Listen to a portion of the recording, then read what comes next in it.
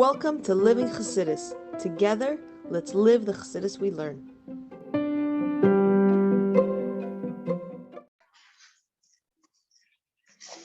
Okay, good morning, everybody, and welcome to Chassidus in the morning. Heichaltzu, 15 minutes to hopefully change your life. So, we were discussing in the last few days two different approaches in serving Hashem. One of them is through simchah, to recognizing how Hashem creates the world and how Hashem brings it into existence from yesh ma'ayin. And the other one is through the recognizing the Ein Sof of Hashem. And then we talked about, on the other hand, the serving Hashem through humility and recognizing that the truth of the matter is, and like we talked about the story about Al-Chassid, that the truth of the matter is how great the Eibishter is, Hashem is, and anything that we do is like, in truth, like in the truth, Shabbat truth, so to speak, is not anything like comparable, and that will humble us to appreciating how, in a certain sense, insignificant we are. But together with that Hashem has all these things that He needs from us to do, and we can go do it. Now, Perek Yudalid. The preceding two chapters describe two modes of divine service, one emphasizing joy. We did that. Why is this?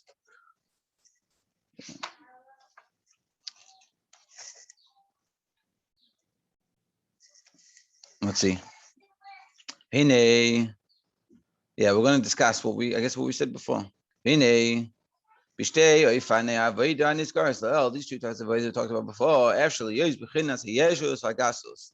So even in these two types of avodah that we talked about, there still can be yeshus and gasus and closeness. The first way that we talked about, which is serving Hashem through simcha, for sure there can be yeshus involved. Why? Why can there be yeshus when you're serving Hashem through simcha? You're happy. What's the problem? And remember, yeshus is the feeling of separateness, of a separate entity by God. So where's the yeshus that can be approached? There's someone that's loving. I love God. Automatically, when you say that, you're making it's very likely that you're putting yourself as a separate feeling of separateness from God. That there's me and God. There's two separate things. This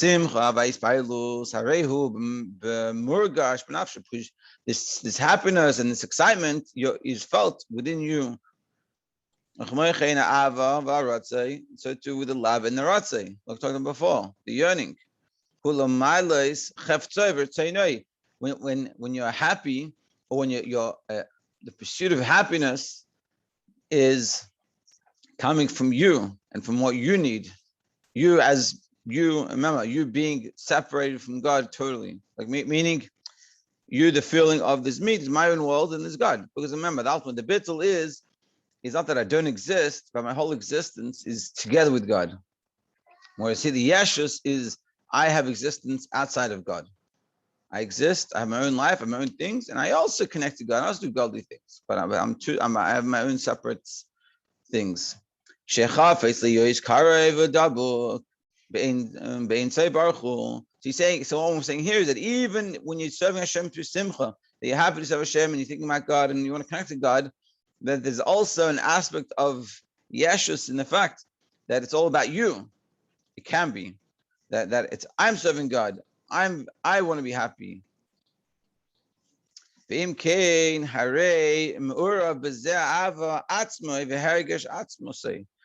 it's mixed into this love of Hashem, and happiness for Hashem is your own love and self-happiness. Now, and we're going to ring about this, because it's an important point to understand. I explain that elsewhere at length. On page 108 in the brackets. We have to figure out answers. You know that the Ava and the Simcha should be in a way of bittul. Avodas Aaron a Kohen Gadol, Bahalas Haneres. This was Aaron when he brought up the menorah, when he lit up the menorah. Lahamshir b'chinas chachma b'midos, to draw down the chachma, which we said before, is bittul into the midos, into the emotions. You know that the midos, the emotions should come with the aspect of bittul, meaning they should feel emotions to godliness, but not as a separate entity, but as part of God. The idea is like this. Yeah. Da bittul who mitzad ha'elyon bittul. In order to be able to remember, we're talking about in order to be able to serve God and have simchah in serving God, but in order to make sure that simchah is not just about myself, and it's also about, and it's more so about my connection to God and about godliness. So the way to do that is through bittul. The bittul who mitzad ha'elyon. The bittul comes from this higher light. Then it's very well explained before. When we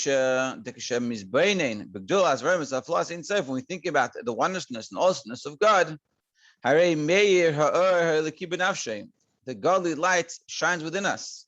And this godly light that shines within us, this can cause us to have a bittul. That's what it should do. But in order for that to happen, we have to prepare ourselves for it. The hinek asher achana samakabel hu lahargish es hatoiv es hatuv tam v'harimus v'aflos ein soif. So when we set ourselves up that we should be able to feel the goodness and the wondrousness and exaltedness of the infinite light of God, so mispar b'navshe b'chinas simcha dveikus ha'ava, then you'll have this cleaving and this love for God. But for this to happen, you need to have in order for that to happen, meaning that can happen by itself, so to speak, from your actions. But in order for that to be received by us, we have to prepare ourselves for this, which is to feel the God in that by itself. Then it'll affect within us a bittul. And afterwards, afterwards, when he feels the goodness, and then he gets affected by the happiness, and you put yourself aside, and this is all a bracket. But what he's saying is like this, and it's an important thing to understand. What we're saying is that, and this is a fundamental, we sort of arranged about this on Friday a little bit after the shir, that the point here, that when we say bittul, and I might say this many times because it's a very important thing to realize, it's not saying that we have to become a nobody. Bittul is saying that we have to appreciate our connection to God. And so we don't feel ourselves as a nothing, we feel ourselves as godly. Yeshus is we feel, like we said before, as I'm separated from God. There's me and there's God. And that's what he's saying here. That you can even have love for God, and you can even have a love for Torah mitzvahs, and wanting to have that love, wanting to have that connection, and serving God through that, but it could all be self-serving. It's about that feeling that I'm looking to get.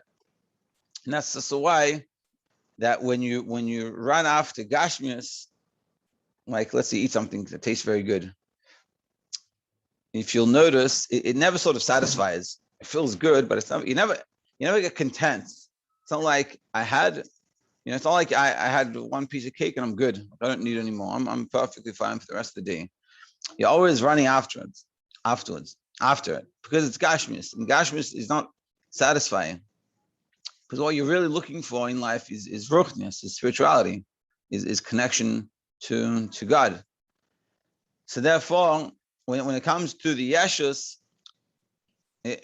you're always running for this love. I'm always trying to get the love. Whereas when it comes from spirituality, from ruchnius, so then you might want more, but you're also content. You feel like whole. And this is sort of what he's saying. That it's important to realize this. It's important to realize that even though you're trying to serve God, if you're running around to serve God to fill your void, and that's really the only reason, so you'll always it's filling the void of the yeshus, of this separate feeling. I feel separated from God. I need to get closer. But if you don't jump the step to, it's about God. Essentially, it's about my connection to God, not about my own self, like serving myself. So then you'll always be missing something. And he's saying, in these brackets, in order for that to happen, to actually receive it, is you have to pay yourself for it. You can't just, you can even do, if you just do Torah mitzvahs, but you don't pay yourself, then just the light will come in, like we said, the bit will come, but it won't hold itself.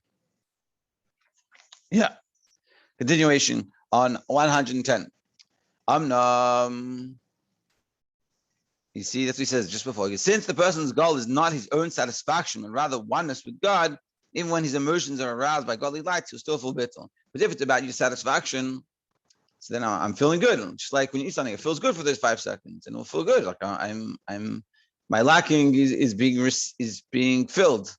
My bucket is being filled. But if it's about connection to God and oneness with God, so then you'll still have the bittul. Because once you're filled, if he comes from the wrong place, when it's filled, I'm good, and I can go back to being my separate existence, me and God. Whereas when it's about oneness with God, even when I'm so to speak filled, I just feel the oneness. I still have the bittul. However, also the second type of avodah we talked about before on Friday, which is serving God through humility, recognizing how distant we are from God, and even the emes that we would serve Hashem, even at Tzaddik Gomer serving Hashem, is still lacking in not that what he's doing is lacking, but in the reality of the situation is lacking. Just like a baby giving a painting to Michelangelo, as much as he might like and appreciate it, but in reality, this baby's painting it doesn't mean anything in comparison to him.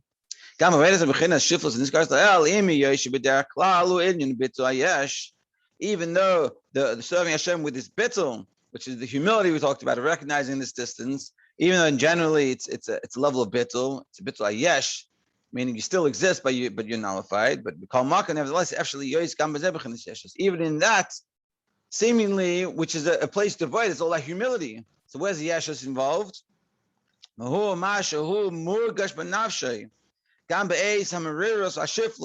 It's when he feels it, he feels himself, even when he's bitter, even when we're bitter about the situation, but it's very much self-centered. Like, I am distant from God. I'm not, it's like when people, it's like when your people are do something wrong and they're sorry. Sometimes, a lot of time, what happens, you did something wrong, is that when you're sorry, you focus on yourself. You're like, I'm sorry that I did something wrong, and it becomes very much about you. Even though you have the bitterness, you're not happy with the situation, and but you're focusing so much about yourself. And this is what he's saying, that even though you have the purpose of the feeling of this bitterness over the situation, it's not so much about you, it's about your connection to God. It's about God. It's refocusing on God. It's like I talked about before, like it says in Parak Chaf Vav of Tanya near the end, that even when you did Averis Chamuris, even in severe sins, he says you have to tell yourself now's not the time, and you set yourself for auspicious times, like a Tikkun Kriya Shema, and at that time you think about Hashem whom you've sinned against. That's what he says over there. So even the bitterness, you have a situation, it's not meant to be focused. Oh, I'm so low, I'm so far, and me. It's not so much about that. It's much about this God and how distant from God I am, and I want to be much closer to that. And therefore, this shiftless, this lowness, this humility is not so true, because you're not being truly like humble. Or your bitterness is not a true bitterness, but it's not coming from the want to be close to God as much as thinking so much about how low you are and how distant you are. The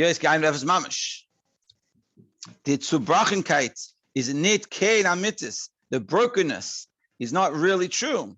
Ezal bei sich sein gar nit beemes. It's not really and true by him this way.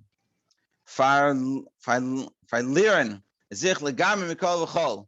Losing his self-concern entirely. So that's also what's happening. We have to stop here, but I'll continue tomorrow. Very interesting. So basically what we're saying is that That even when it comes to serving God with simcha, we have to be careful that we're not, when we're serving Hashem through simcha, we have to be careful that it's not just about our own filling our own void. You say, I feel the lacking that I'm distant from God, so I want to feel that lacking because it's about me. It's not my feeling. But the true bittul, it's not about me, but it's about the oneness with God. And that's what we're meant to be doing this all. Dir b'tachtenim is a dwelling place for God here. Is making God feel at home, feeling very comfortable, feeling oneness. And even when you're serving God through this level of bittul, through a level of meriras, bitterness, which is recognizing how distant you are, which seemingly, how would there be yeshus there? But we said the yeshus is there because it could be there because you're feeling about, I want to be closer to God and I'm missing and I'm lacking, and become self-centered again. And the purpose of it is not to be self-centered. It's all about, it's God-centric, centered around God. That God, so that the distance in God and I is very fine. I want to get closer, not because I want to fill my needs, because this is how it's meant to be, and I want and I should be over there. It's a deep idea. Let's be continued tomorrow. Thank you.